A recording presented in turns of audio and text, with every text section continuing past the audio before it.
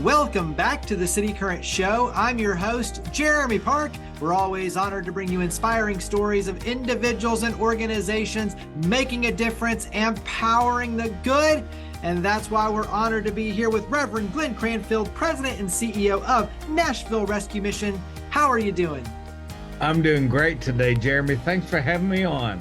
Absolutely. You all do tremendous good. We'll talk about emergency services, life transformation. There's so much to unpack, but let's take it back to 1954.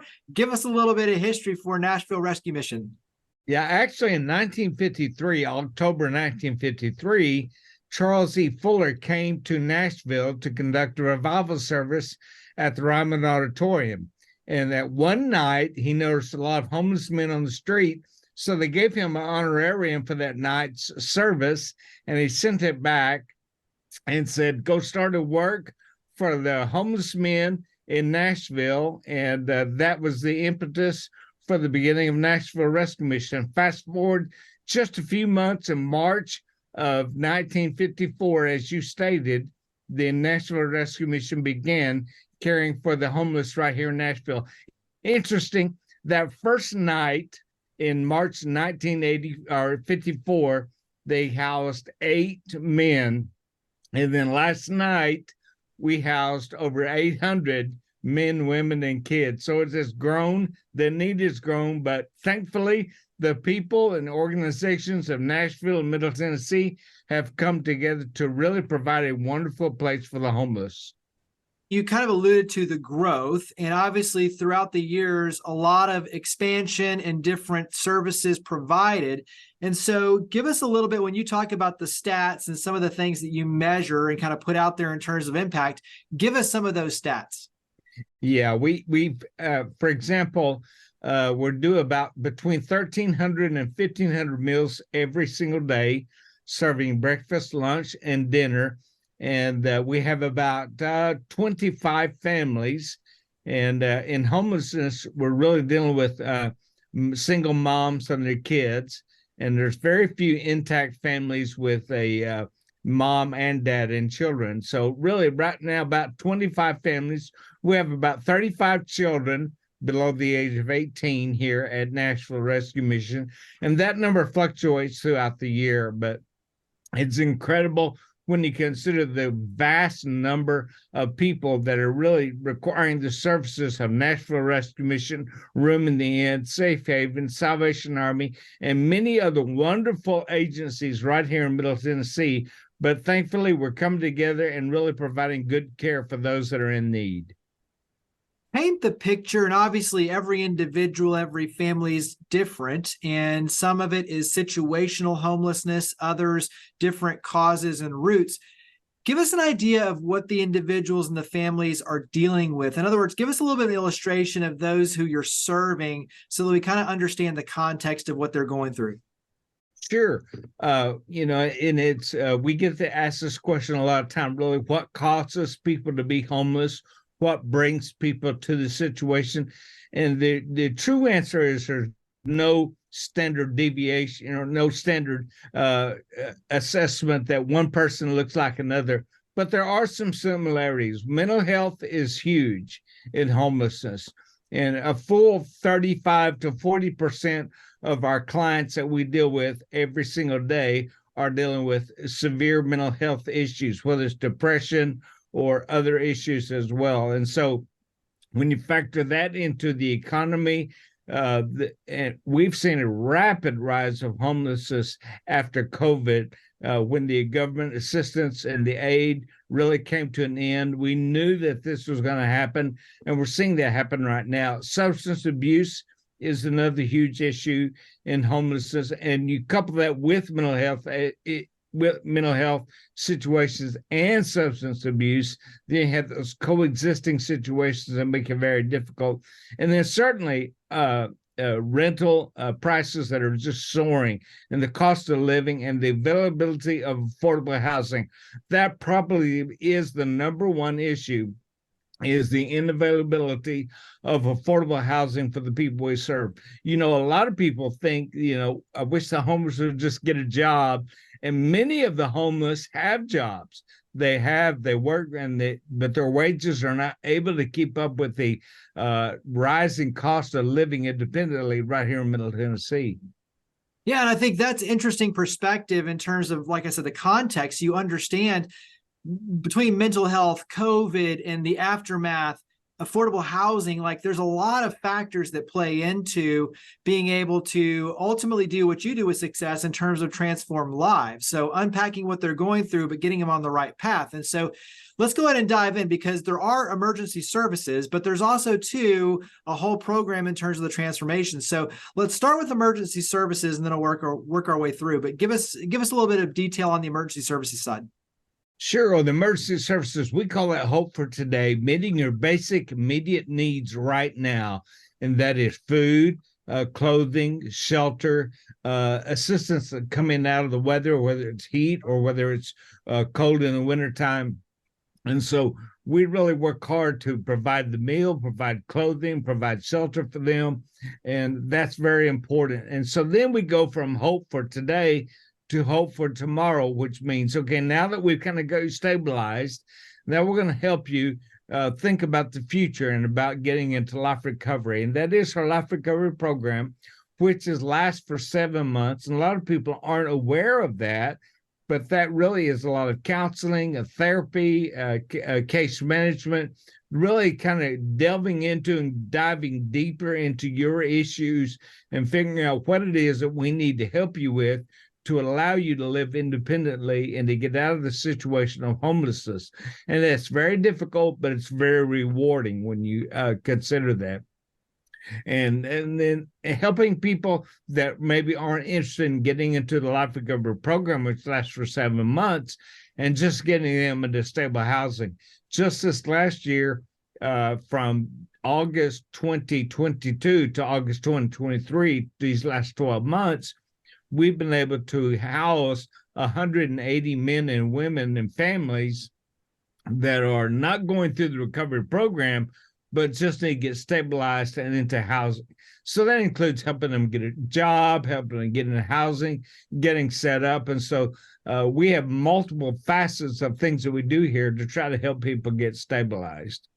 Let's stay on the life recovery program. Obviously, a very holistic approach, just like you're talking about, 7 months intensive.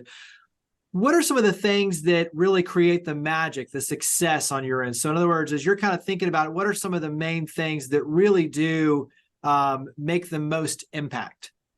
Well, I really think it is our counselors and our therapists, because they're able to go down deep into the situation about what causes them, whether it's family issues, relationships, domestic abuse, and they're really able to really kind of mine those issues out and then deal with them on a regular basis. And I think that's really important. When I came here 12 years ago, we had great people that would meet with them, but we didn't have qualified counselors and therapists. Now we have credentialed counselors and therapists on staff that really are gifted and help deal with the issues. That's why it takes 7 months. You can't talk about, okay, I found out I had this issue today, I'm good to go. No, we need to work through that. We need to understand forgiveness. We need to go back into the past and figure out why it is that you are where you are and deal with that on a regular basis. And it is so rewarding when you see that happen. You definitely don't have to name any names, but give us an illustration of that success. So when you talk about what puts a smile on your face, give us one of those stories. Yeah, there's one story, without using names. And actually, it was after I moved here 12 years ago. I hadn't been here very long. And there was a man in the day room. We have the day room where they come in and out of the weather during the day. And he wouldn't talk to anyone. He wouldn't socialize at all. In fact, he was about like me, but had very little hair on top, and he wore a cardboard toupee, if you'll imagine this. A piece of cardboard over the top of his head, strung together with the rubber band underneath his chin. And so our case managers, our therapists, and our staff began to work with them, try to talk to him. And this is where cooperation and collaboration are very important. So we began to work with Mental Health Co-op to figure out what some of his deep, dark needs were. And so he just needed to get on medication. We got him on medication. And then he began to share some of his story and talk about some of his history. And he was from another state. He'd been here for several years. And so we found out some of his family, and we called them and let them know. And they just, about 3 states away, they just began to really get emotional about that. They thought he had passed away on the street somewhere, found out he was still alive. Now his mind's clear, he's thinking clearly. They traveled down from their state to Nashville, came to the Nashville Rescue Mission, and in our lobby, they met up with him. And here's a grandfather meeting grandkids he didn't know he had. And he was able to get himself together and move back to that state. And he has lived there independently with his family until he passed away just this past year. But we take great excitement and comfort knowing that he passed away, reconnected with his family, even after all these years of being out on the street. Yeah, that's amazing. And I mean, that right there illustrates why you do what you do. I mean, that sort of transformation and reconnection and impact. So talk about some of the different ways that the community can support your efforts. How can we get involved in more of those stories of impact? Yeah, sure. We have a great volunteer department. And of course, every nonprofit in Nashville operates with donations and gifts. And certainly that's the way you can help us support the tremendous work that happens here. But then there are gifts in kind, clothing, hygiene needs, things of that nature. And then go to our website at nashvillerescuemission.org. And that's constantly updated with what our great needs are with gifts and gifts in kind. But then there's also the incredible act of actually serving, whether it's serving a meal or coming and helping sort in the warehouse. You're actually putting some feet underneath your heart and saying, I want to make a difference. I want to see what happens here. I get to see it firsthand and actually get to do some things physically to make a difference. And it's incredible. Then I tell people this all the time. You'll never come just once. When you come, you'll experience that. And then after that, it's kind of like it puts a hook in your heart and you want to be involved. We also have what's called the I Had No Idea Tour. And so I named that the I Had No Idea Tour because when people would come and they'd take a tour, when they would leave, they would say, I had no idea all the things that happened here. And so on Thursdays, we give the I Had No Idea Tour with the lunch, and we're able to walk through and go through the entire ministry so they can see the impact that's happening right here in middle of Tennessee in Nashville every single day.